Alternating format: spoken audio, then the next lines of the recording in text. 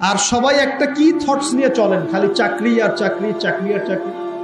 রিজিকের একটা বড় অংশ আল্লাহ পাক রেখেছেন ব্যবসার মধ্যে। রিজিকের একটা বিশাল অংশ আল্লাহ রেখেছেন কোথায়? ব্যবসায়।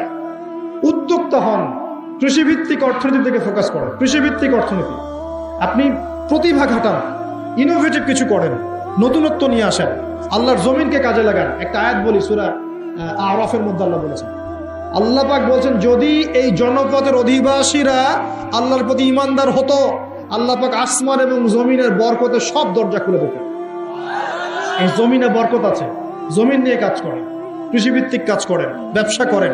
শুধু একটা জিনিস মাথায় ঢুকিয়ে দেওয়া হয়েছে, ডক্টর ইঞ্জিনিয়ার, ডক্টর ইঞ্জিনিয়ার। কেন এগুলো? কেন সবাই সবকিছু হবে না?